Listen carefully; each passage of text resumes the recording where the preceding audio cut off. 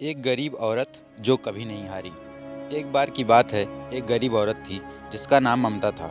वह एक छोटे से गांव में अपने पति और दो छोटे बच्चों के साथ रहती थी।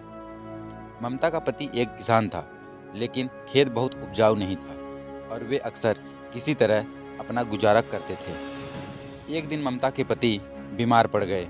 वह काम करने में असमर्थ थे और परिवार की आय तेजी से कम हो गई। ममता को अपने परिवार को बचाए रखने के लिए हर वह चीज़ बेचनी पड़ी जो वह कर सकती थी। उसने अपने गहने, अपनी पशुधन और यहाँ तक कि अपना फर्नीचर भी बेच दिया। एक दिन ममता जंगल में घूम रही थी जब उसे एक बुद्धिमान बूढ़ी औरत मिली।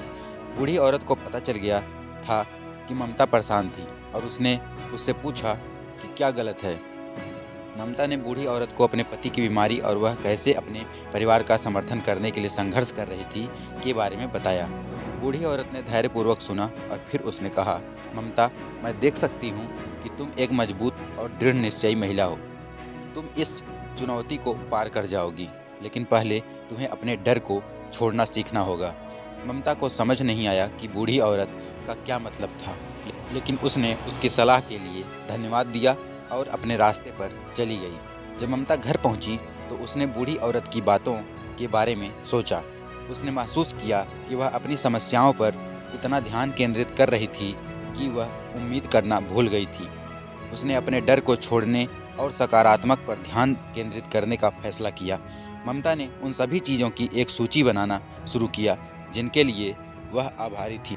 वह अपने स्वास्थ्य, अपने परिवार और अपने आसपास की दुनिया की सुंदरता के लिए आभारी थी।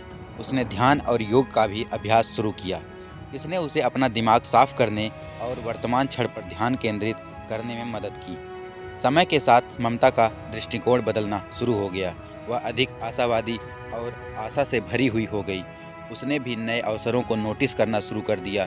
उसने हस्तनिर्मित आभूषण बेचने का एक छोटा सा व्यवसाय शुरू किया और उसने स्थानीय सामुदायिक केंद्र में योग कक्षाएं भी सिखाना शुरू किया। ममता के पति बीमारी से उबर गए और परिवार अपने पैरों पर वापस आ गया। ममता का व्यवसाय सफल रहा और वह समुदाय में एक सम्मानित सदस्य बन गई। एक दिन ममता जंगल में घूम रही थी जब उसने बूढ़ी औरत को फिर से देखा।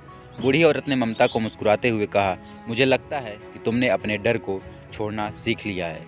तुम एक मजबूत और साहसी महिला हो। ममता ने बूढ़ी औरत को उनके मार्गदर्शन के लिए धन्यवाद दिया। वह जानती थी कि वह आज बिना बूढ़ी औरत की मदद किए नहीं होती।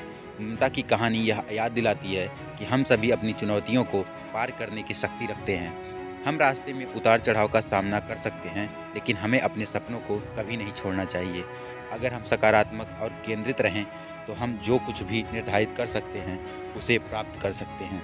तो दोस्तों, यह कहानी आप लोगों को कैसी लगी हमें कमेंट करके ज़रूर बताएं और भी ऐसे रोचक कहानियों के लिए हमारे चैनल को ज़रूर सब्सक्राइब कर लें। धन्यवाद।